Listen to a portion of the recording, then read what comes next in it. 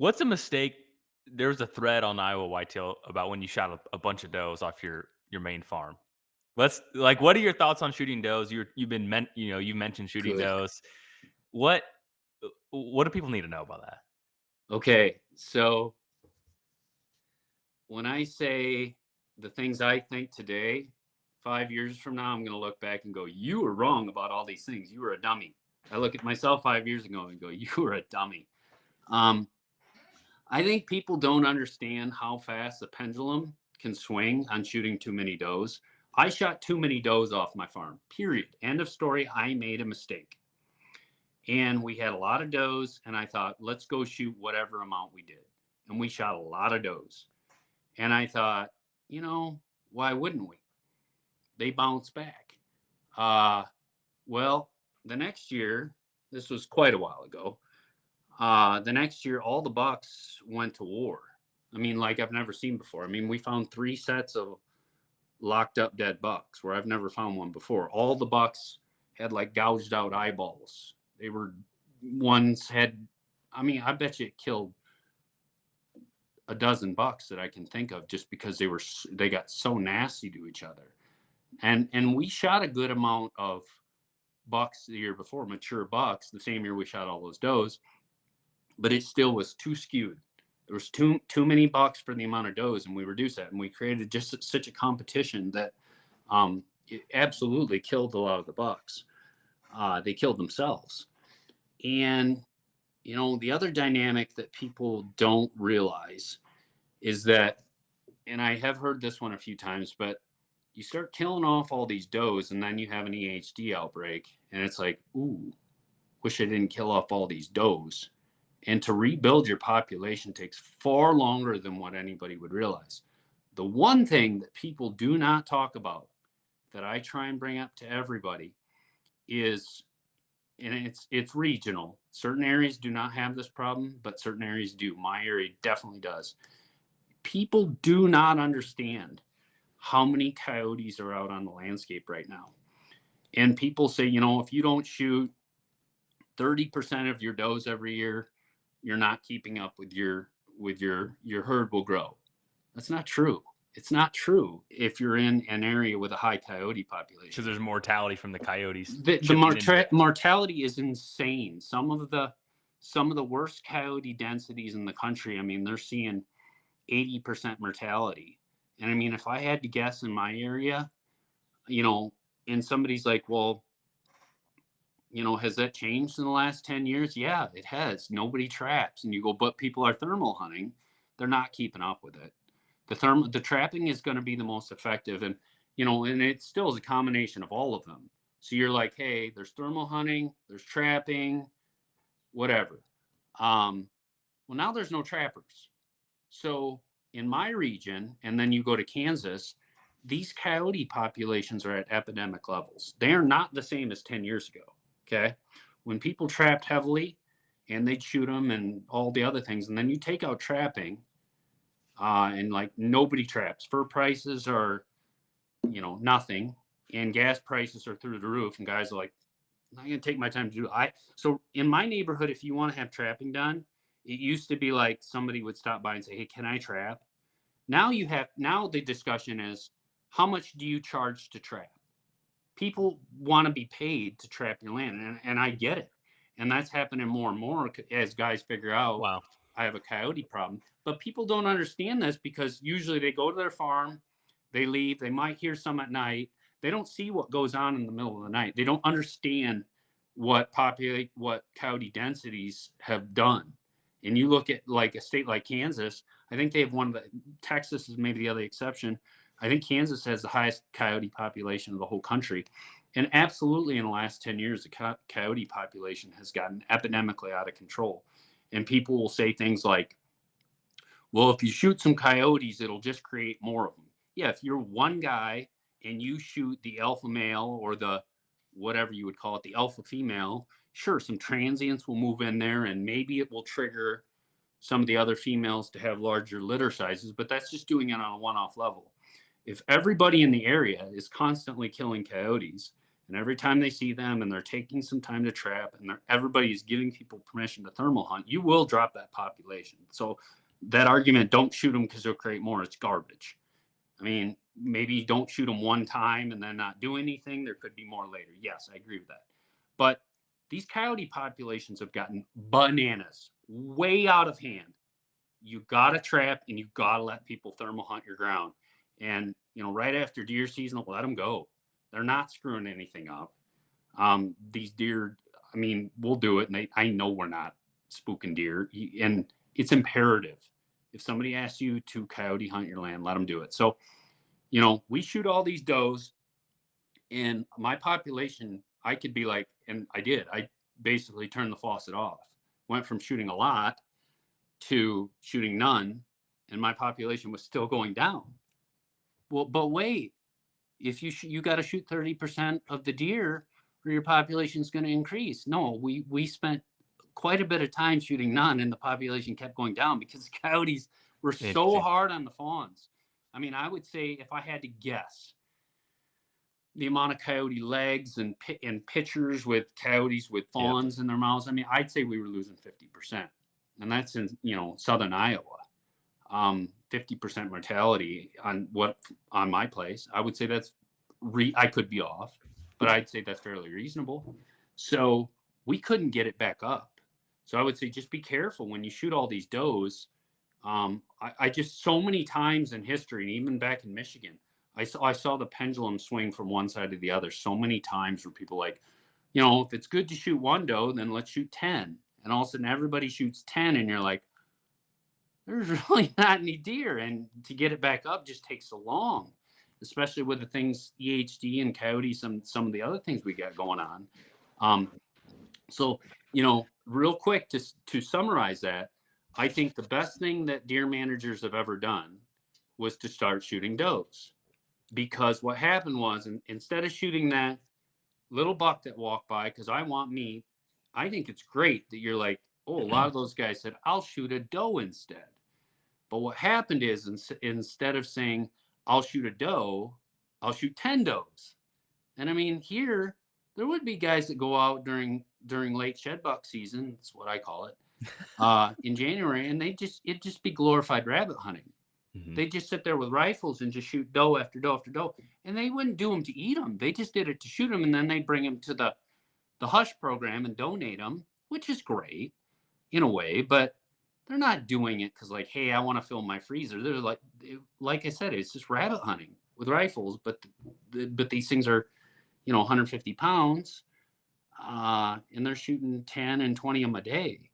Well, that decimates neighborhoods. I mean, even by me, where you're like, hey, there's a lot of deer. I have a lot of phone calls now, a lot, saying, hey, could I come out to your farm and shoot does? These are from my neighbors, 10 miles down the road. I'm like, what's up with your neighborhood? Like, we don't see any deer.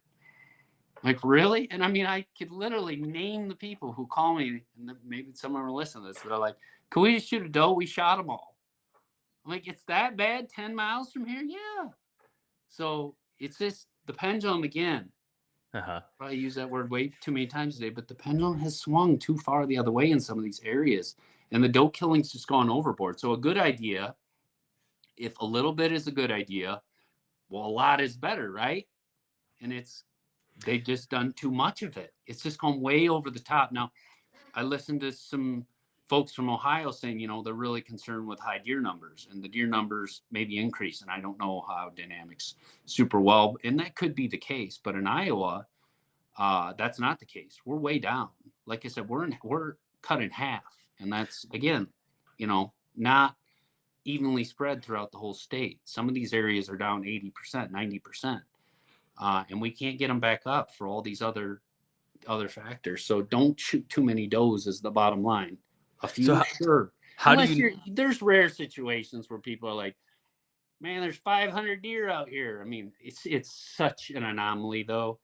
And when people see that, it is the vast majority of situations to have places that are just overrun with deer, over carrying capacity. I don't really think I even know of a place in Iowa, maybe a few. Van Buren County's got a couple pockets, but very few places are even close to carrying capacity in Iowa anymore. So how do you know for someone listening to this, they have a 40 and 80, whatever, and they're sitting in their food plot in October and they have 15 deer, 15 does in this 2-acre food plot and 2 immature bucks. Is that a farm that probably needs some doe shot? Or, and I know it's so dynamic based off the neighborhood, yada, yada, yada, but are there any rules of thumb of like, okay, we do need to take some does out? Or do you think with, if you're in a pocket with a lot of coyotes, maybe it's not as imperative? So the heart of the Midwest with the best fertility, the best climate, you're not in northern Wisconsin, northern Minnesota, where those places don't need doe shot, period. Hmm. They don't have deer. And I look at some of the doe quotas in northern Wisconsin, and it's like, what? You can, some of them, or Minnesota, and it's like, you should not be shooting any. I mean, if you're on 40 or 80 acres and you know your neighbor's shooting a few does, maybe shoot one or two yourself, uh, what you need for meat. And I would just be nowadays, because the pendulum has swung too far the other way of shooting too many does, and it still goes on to today. I would just say, shoot what you need to eat and see how it sits the next year. And if you notice it's consistently going up at a steady rate, okay, adjust and shoot some more the next year. But don't in one year be like, yep, I'm going to take a big swoop at it and I'm going to shoot 10 does off there. You're hurting yourself badly, in my opinion. Hmm. So I think the doe shooting needs to be dialed back. I would just start out year one very conservatively, just what you need, and then just talk to your neighbors. If they're all shooting a couple does, and if you had one neighbor that's shooting like 10 does, I wouldn't shoot any then. If you're like, hey, I share 5 different neighbors and one of them's just stacking them up pretty hard, um, I wouldn't shoot any. Hmm. Uh, Very subjective though. Um, if you're always seeing 15 does and 1 buck, 2 bucks, maybe you shoot two or three just and see how it sits, see if it balances out a little bit more. I'm not as concerned about the ratios just because there's always more bucks than what people think. When you start factoring in button bucks and Sure. some of the bucks are a little bit smarter, um, and you don't see them as much. So I think the ratios are probably better than what most people think in most regions. Uh, but yeah, I mean, wildly overpopulated, hundreds of deer on a farm. But that's just understand that the times where I'm like, dude, you really need to hammer some does in today's day and age, for sure in Iowa, is the exception. It Hmm. is very rare. I'm going to suspect that Illinois would fit into that category. Kansas, most of the places I've been to in Kansas, they need to shoot 0 does. That's most. There's a few pockets. The southeast has some pockets with a lot of does, but most of that state, very, very, like I wouldn't shoot any. And the coyotes in Kansas are absolutely mind-boggling. I've never seen anything like it. How many coyotes are out there? It's crazy. Um, but then I hear stuff like Ohio where they're concerned with rapidly increasing deer numbers. I don't know if that's right or not. I have no clue. I've just heard it. Hmm. Okay, uh, shoot some more does in that case. But Iowa, probably Illinois, most of Kansas, very few does need to be shot. I still think it's better to shoot a doe over just shooting a buck because I got to get some meat. I got to shoot something. Um, so yeah, What's another myth that is commonly accepted in the world of whitetails or land management that you may have a different perspective on? if you own a giant farm, you're going to shoot giants. Um, I thought that was a case. If I owned what that guy did, I'd be shooting booner after booner. And people do see the guy with a gazillion acres shoot giants. What they don't see is the 9 other guys with giant farms that are like, I don't even want to tell anybody this, but my farm stinks. I don't have anything I want to shoot. I didn't get a giant. Why am I not shooting giants? I get those phone calls all the time. Hey, could you give me some, another set of eyeballs? Could you help me out? Could you look at my farm? Whatever. Um, I've got a giant farm and it kind of sucks. Biggest deer I got on it's XYZ, and I thought I would have giants on it. So there's a lot of really, really, really good farms that have a lot of problems. And big farms, so big farms are the easy one to look from the outside, just imagining, oh, I bet there's just booners everywhere. There's all these other dynamics in play, like, how much nutrition's got to go into there, how many bully bucks need to be shot that generally aren't. Um, a lot of different variables that people don't realize. Owning big farms is far harder to manage and have success at than anybody would realize. And I assure you, I would say this number is probably accurate.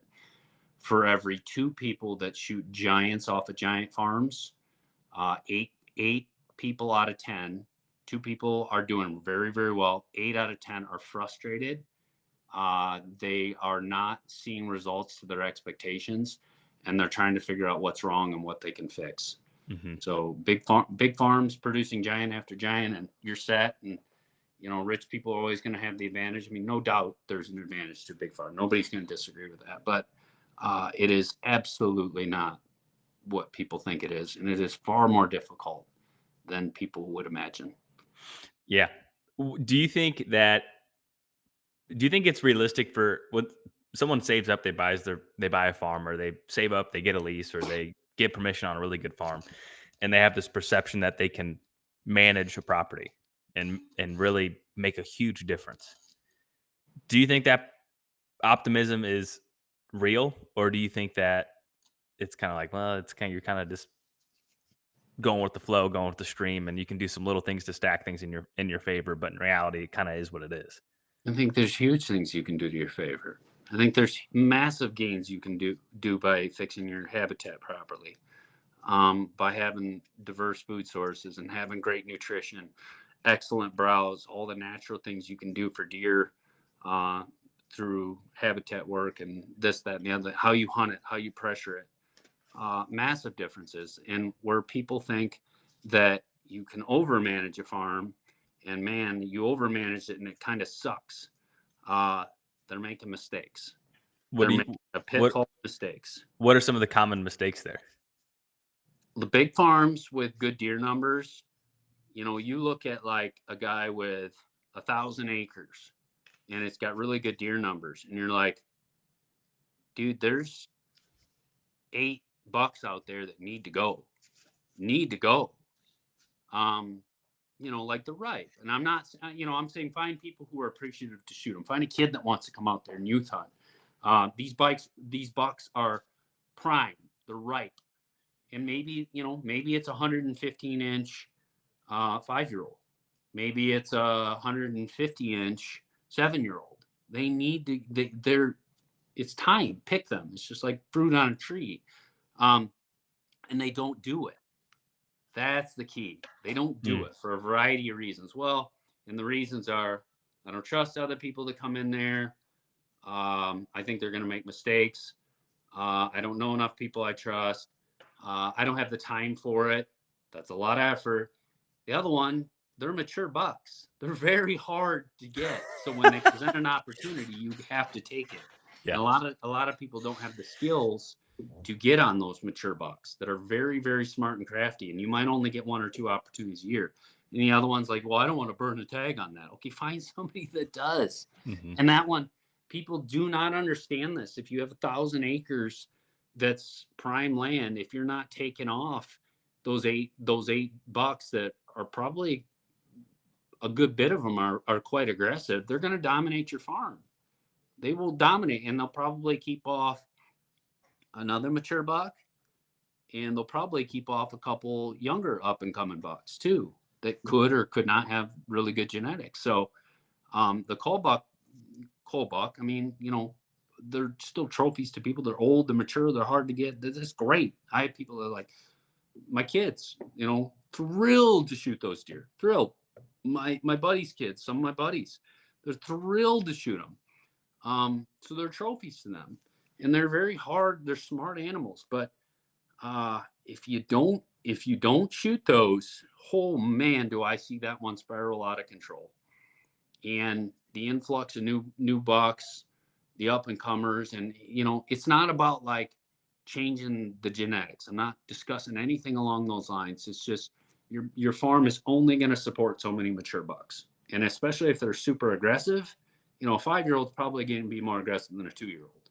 But I want some of those 2-year olds on my land that have good genetics that aren't going to put up with the bullies. They'll go somewhere else. Well, if I can get rid of the bullies, then maybe that good 2-year-old will say, hey, I'm not getting my butt whipped. I'll stick around here. And he sticks around there, and I can watch him from 2 to 6 or 7 years old and get a crack at him. Or I think a lot of people don't see that because those bucks get driven off. Hmm. And that's just one element of the big farms. But it's a huge problem. Huge problem. Do you think for someone with a smaller piece, do you think it's yeah, I mean, like, Not as big a deal. just Not it as big a deal because if you have small farms, those are getting especially in shot today's regardless. day and age, the amount of mature deer is so much less. You almost have to have the big farms to have a good bit of mature bucks. And a lot of farms, you're just struggling to have a mature buck. And I get that. And I get there's a lot of farms that don't even have like, hey man, you don't know where I'm from. I don't even have a 3-year-old around. That's mature. I get it. So if you're in those areas, this discussion is completely irrelevant. Uh-huh. But if you have an 80 in a good area, um, you're not going to have so many mature bucks that you're like, man, I got to get. But, I still would take the same approach. If there's a 6-year-old that's 140 inches on my 80 acres, he's going to get hunted. I'm not giving him a pass, but, you're not trying to free up space as desperately as somebody with a big farm that's like, dude, the whole farm is run by these bullies. And a lot of times the other element to it is these big farms, this is a big one. A lot of times there'll be like 8 bucks. That was the example I used earlier that needed to be shot. And they'll shoot like the 4-year-old with the best genetics. I couldn't help myself, but you won't shoot all these other ones. And they're their own worst enemy. And that one, it's your own fault. Yeah. No fault. That's Because hard to that admit, happens though. a lot. It's hard for those people to admit that oftentimes, like, "I'm not seeing any deer." "How often do you hunt it? What do you do?" And they wanna point at everyone else besides themselves. Oh, for sure. For sure. There's always reasons that, the hunting sucks and it's never their own fault. Yeah. And I'm humble enough to admit I've screwed things up many times. And I think the more you can be like, yep, I'm part of the problem. Maybe some things I do need to be adjusted. You're going to be successful for that. You're going to change things because of that. And the people who won't acknowledge that are just going to be stuck in the same rut and have the same crappy results on Mhm. average. How many bucks that you keep tabs on throughout the summer stay throughout the fall? If you had to put up, like, is it 50 disappear, 50 stay, and maybe carve out like a 160-acre chunk in your head, in your mind. So it's basically right now it's June. People are getting a little bit more excited, and they're putting their cameras out. They're scouting. They're getting excited when they get a picture of a deer with giant bases. Have you found any trends in general of general behavior of summer to fall bucks, relocation to Yes, fall bucks? Like, is there any rules of thumb or any trends that you've noticed over the years? I would say uh, most of the bucks I have in the summertime stay on me, and they might be now. I have a little bigger situation, a little better situation. They might be up here feeding in this ag region, and they shift down here, and that shift generally happens around September 15th, roughly, or when the crops come down. So those two things are probably the most impactful things. So I would say I do see transitions. I do not pick up a lot of new deer in the fall that have dispersed. I definitely don't lose many. So the deer I have in the summer, I rarely lose them. I definitely pick up some of the neighbors. And what happens is when that velvet comes off, you get testosterone going, or the crops come down, whatever, or things start to thin out in the timber. Well, those are three things actually that are pretty prevalent. Those bucks will seek, they're going to seek stuff that's thick, thermal cover, undisturbed, good browse, good food, down the list, good secure locations. And my farm has that substantially better than most of the other farms. So The guy that's got the cattle pasture is like, man, cattle and deer do just great together. They're, doesn't hurt a thing.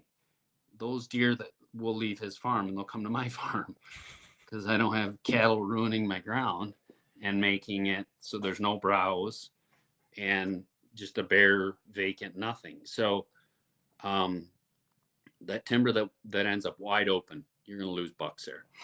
The timber that is lacking thermal cover to a substantial degree, good, thick, nasty cover, good thermal cover, getting out of the wind, secluded, you will lose bucks.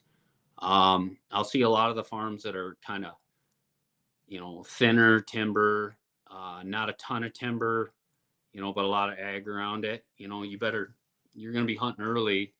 And a lot of times those bucks end up disappearing because they want to get into thick, big timber and again, secluded, safe locations. So, yeah, I definitely seen farms where it's like, guys would call them like incubator farms. Hey, man, all my big deer, when they get to 4 and 5 or at certain times of year, they all vanish.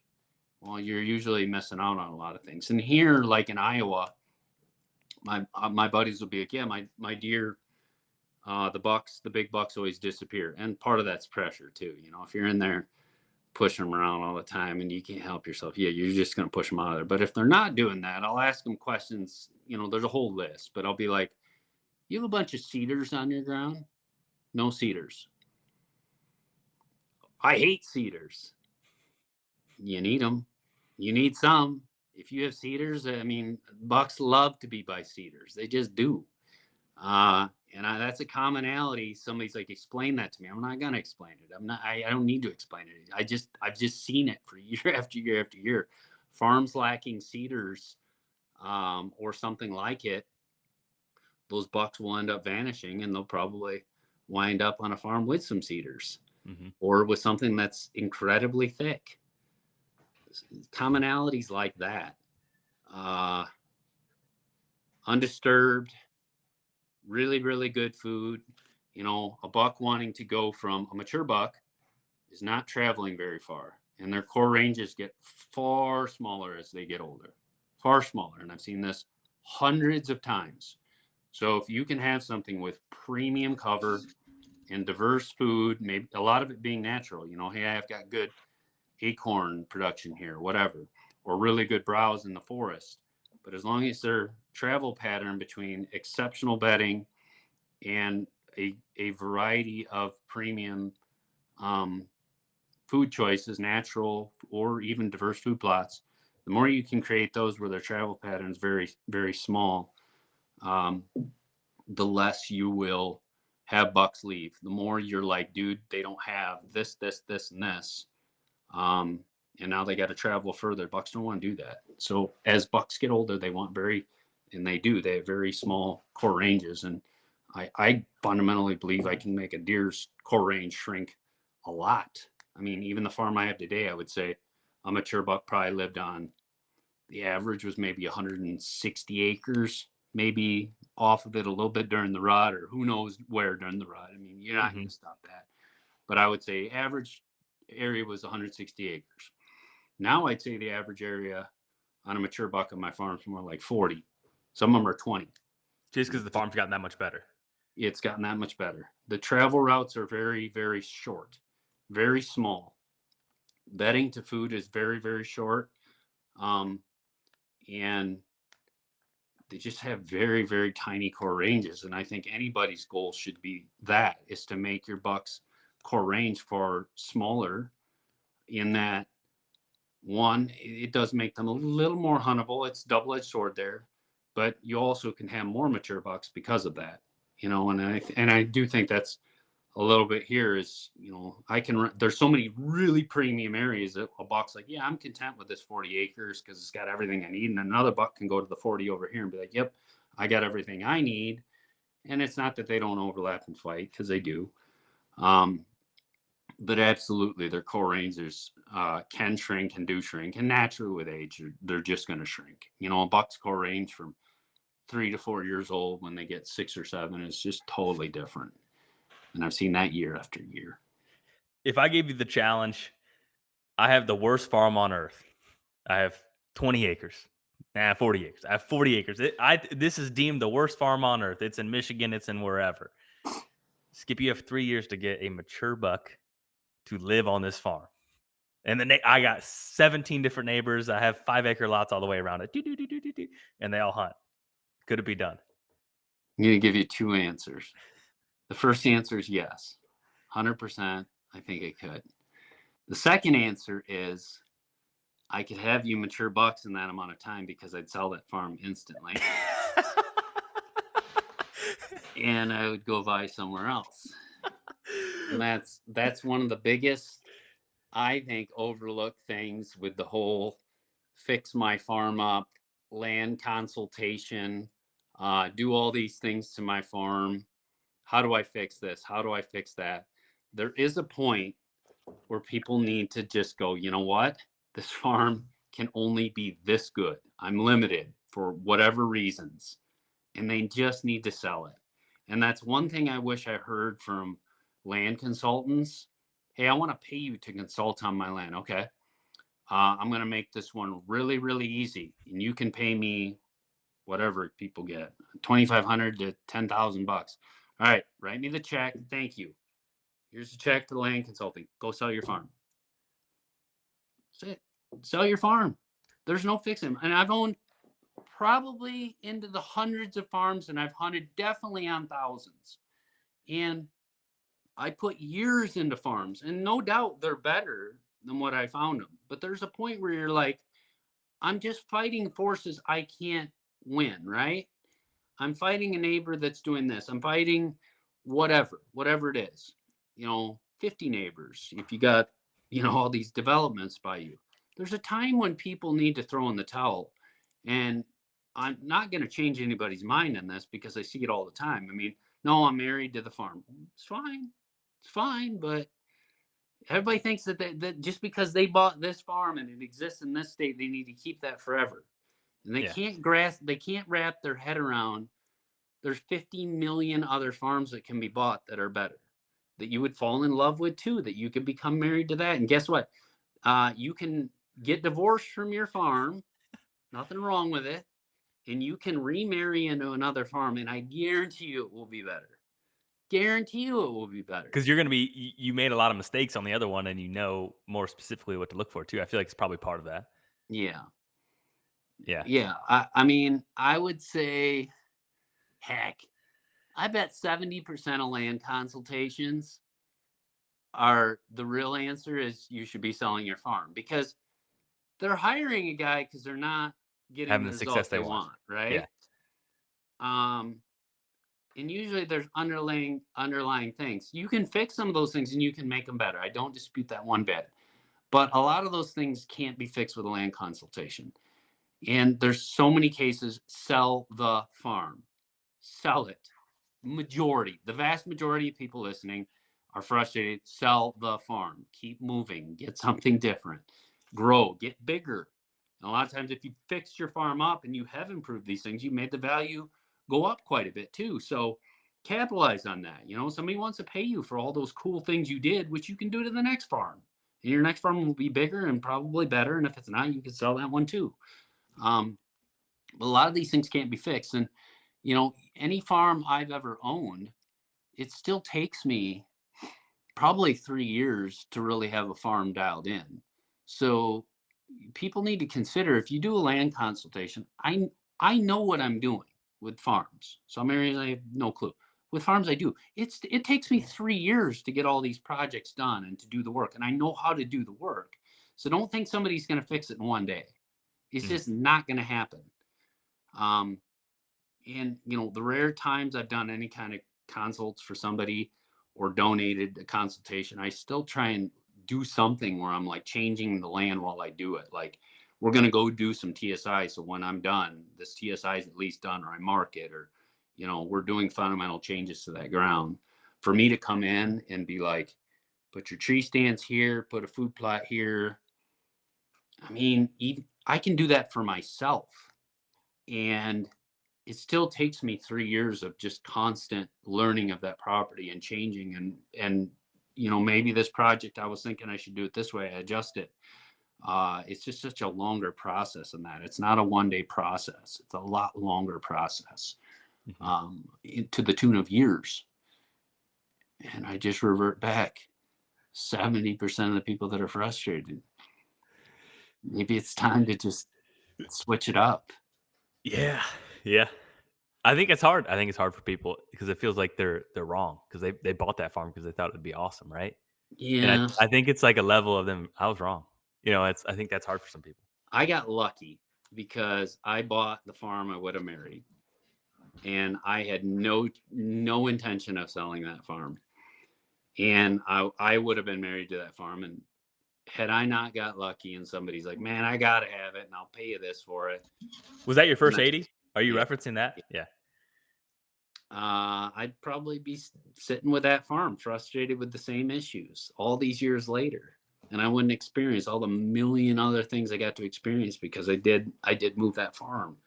But it's kind of a leap of faith thing. You kind of get just gotta do it. It's kind of the same mindset of buying land. You kind of gotta have a little bit of balls and pull the trigger and sign the paper and be like, oh my gosh. Well, you got to be able to do that in reverse and sell the farm, which also takes a set of balls, um, a little bit of a leap of faith that it'll work out. And it always does. There's the thing. That's why I'm so convinced of this. It always does. If you can do well on your sale, uh, and just realize you will find something out. Don't narrow what you can buy to something so impossible to find, but have a broad spectrum of what you're willing to buy. You always find replacements. People always like, well, I'd sell it, but I have to find something to buy first. And they always get hung up for these silly reasons. And it's not the right thing to do is move it. And well, I'm worried I won't find somebody. Okay, so sell it and ask for an extended closing date. Ask for 90 days or 120 days to close. So you have plenty of time to shop and find a replacement. Just realize if you're aggressive enough and you're slightly ambitious, you will find a replacement. You'll find one. So move the ground, 100%. How many people are going to take my advice? Very few. Very few. 1 in 50. I'm going to hire Maybe my 1 in 100. 17th consultant to try and fix the same issue, and they'll never be fixed. Yeah. Certain things can't be fixed. Which is always frustrating, right? The things It you is can't fix frustrating. the things you can't fix that you wanna fix, super frustrating. Yeah. During the off season, you're always thinking of the rosy things. You're all because Absolutely. it's always great because there's nobody out there right now. All the deer are naturally just doing their thing. Everything's perfect. There's no people issues. And then come season, everybody's like, I spent 10 months on this and it all just blew up. And then they get really frustrated and they're like, I'm going to sell. And then the season ends and they kind of settle back in. The people are gone again. I think if I do these things, it'll fix it this time around. Uh-huh. And they repeat the same thing the next season. They're frustrated and burnt out and ticked off about this or that, and it's a repeating cycle. Well, I want to break the cycle. That's why I just sell. If I were in that situation, I would just sell the farms. And a lot of the farms I sold, my goal was is I wanted to own a bigger farm, so I would just sell farms just for the reason of it's not big enough. Uh, and I mean, I want to be content. I do. I want to be someone who is a content person, but I want it bigger. And I'm like, well, I bought this farm. I made it awesome. I made it as good as it's going to be. Somebody's going to love it. Um, but I wanted a bigger farm. So every time I turned it, I would just turn it into a bigger piece. Uh, and generally, not always, but generally, bigger is better. And just repeat as many times, sell, sell, sell until you're like, hey, I found a farm that didn't have these problems that I experienced before. And then you're done. Mhm. That's just my view though. It's not what most people are going to do. Um it's my view. Is there a time where you're content? Where you're like, "Alright, I'm done buying farms?" I think the answer is no, but I wanna hear your answer. Um I'm content internally. I'm content because I'm blessed. I'm content because God's given me amazing opportunities. Uh I'm content because I can't take all this stuff with me. They're just possessions. I'm not content in that I just like to work. I like to go. I like projects. I like challenges. I like new chapters. You know, hey, go do something in Kansas. That's a new chapter. Um, in that sense, I'm not content. I will be the guy that will never retire. That's why I'm like, what do I want to do when I grow up? What other ventures do I want to do that's tasteful, that's of my interest? I don't know yet. I mean, I'll figure that one out. That's on my to-do list. I mean, we've talked about that for a couple of years since I've met you now. Mhm. We've become friends, and it's just like, what else do I want to do? I could go be like, hey, I'm just going to be the land consultant guy. I'm going to be another guy doing land consultants, and it's not the right fit. I mean, there'd have to be a certain way to do it that's different from everybody else, and I'd have to say, you know, these are all the some of the problems with land consulting as it is, but that's probably not the business I want to do. But I'm always going. I'm always thinking I want new challenges. It's not really about money. I mean, money pays the bills. I like making money just to pay the bills, but I don't really care about money. I don't. Some people love money. They just love it. I don't. And I don't have a love of money. I got a challenge Um, for you. I got a challenge yeah. for you. Come on over to Illinois. Let's fix Illinois. Let's fix Missouri. Those are your challenges. Come on. That's a legacy. So it'd be like giving a man a fish or teaching a man to fish, right? Give a man a fish, he eats for a day. Teach a man to fish, whatever. He eats for the rest Uh-huh. of his life. I'm teaching. I wanna and this is being, you know, somewhat serious. Like I want to inspire some people. Like get off your butts and change some things. Uh-huh. I got Iowa. As much as I can handle, I will do all I can for my state. And my desire is states I'll never hunt in, states that have no impact on my life. My desire is those states get fixed for the people that live there, for the future generations, for the betterment of our sport. Um, Fix it. I'll tell you how to do it. Is that could be enough? I'll tell you how to do it. I'll at least give you some ideas. Uh-huh. I'll at least give you a good pep talk too that's based in reality because nothing's going to change overnight. Nothing's going to change without massive hard work and a lot of dudes doing it. If it's one guy, hey, I'm one guy in Illinois, it's not going to work. It's not. It has to be a dozen. It has to be a dozen because one's going to be like, man, I got a lot of activities going on. I'm checked out for a while. I'm overloaded. I can't. It's me against the world. One guy cannot take it all. It has to be a group of at least a dozen guys. And like, this guy's good at sales. This guy's good at accounting. This guy's a lawyer. This guy owns a small business. This guy's a fighter. This guy has a reasonable, you know, chilled personality. It has to be a diverse group of people that all have the same goal and they all need to work together and not stop and not give up because this isn't like a 6-month deal. This is like several years, which fortunately and unfortunately goes by very quickly. So in a few years, a group of guys just doing each a little lifting each, you know, to their abilities could change the whole system. Absolutely. Get It's going. exciting. It's exciting. I know. Yeah, it needs to happen. I just really admire what Iowa does across the board. Like even what Chris Duncan and all those guys put together. Like that's another good example. Um, and it does beg the question. And but then this is not it is an excuse, but I'm just gonna say it in general. It's like, but the Iowa guys, like the guys that moved to Iowa, they love whitetails more than almost anything on the face of the earth. And then you have because that's where they went. That's why they went to Iowa. And then you Yeah. have like someone in Ohio. Like there's some super diehard people. Don't get me wrong, but I don't know how many people are moving to Ohio or Indiana They're to moving where. away from Ohio. Yeah, they're going to Iowa Why and would you helping keep move to Iowa good. Ohio? Why move there? You just buy You could tag. just buy an over the counter That's right. tag for peanuts Yeah. and I could outcompete anybody in Ohio in that. The majority of that population, you'd say the majority, hunts by permission. I could just go over there with my checkbook. You know, I have the capability of doing it if that's what I wanted to do, and I could just write a check and say I want to lease this land. No, your residents are out, and all the people who are like, yeah, I can't do that.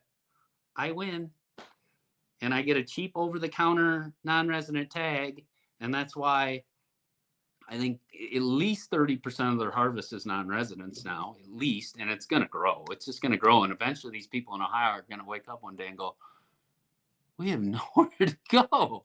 Why did we let all these non-residents go here? And guess what? Well, Iowa was, being a little bit protective of their Very state, just protective. like Very just like protective. Trump is with the U.S. versus other countries. He doesn't hate on other countries, right? He's just saying no, it's America first. Well, Iowa's just saying we're Iowa first. We want to protect the residents first and the resource over all the money and the economics. Ohio's just going to wake up while we push these people away, and they're just going to go, well, I'll take my business elsewhere. I'll go to Ohio. Okay. I don't blame you. And Ohio's going to get overrun, and Kansas is going to get overrun. And then eventually they're going to go, uh-oh, this is so far out of hand. How do we fix it? Yeah.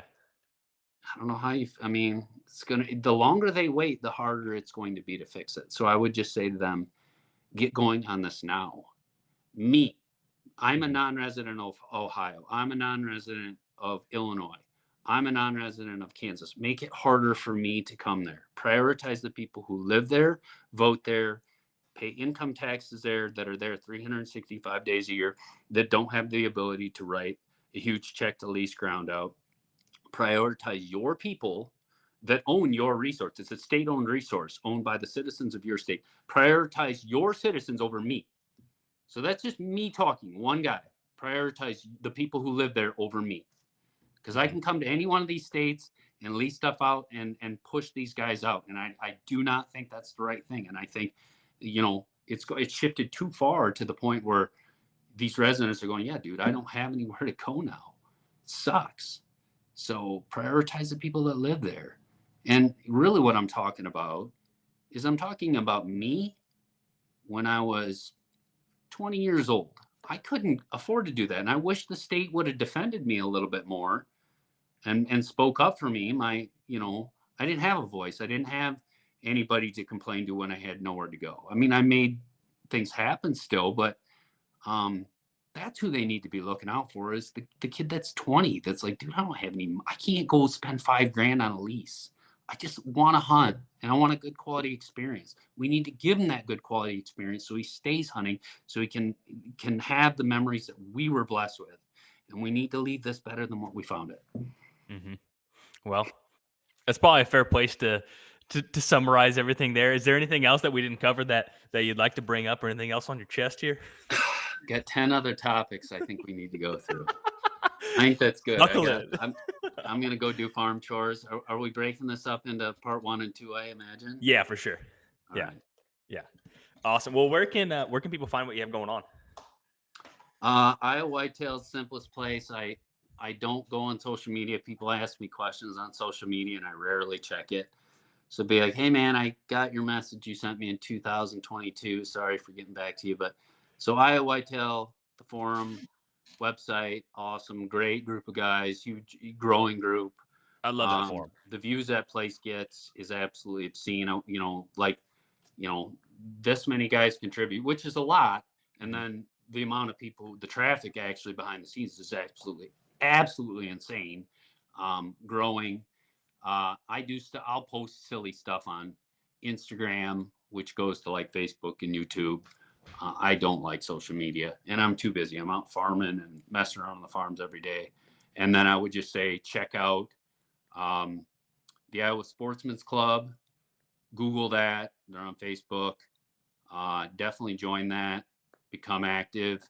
The Iowa Bow Hunters Association. They're on Facebook. They have a website. Join them. Um, Offer to help out.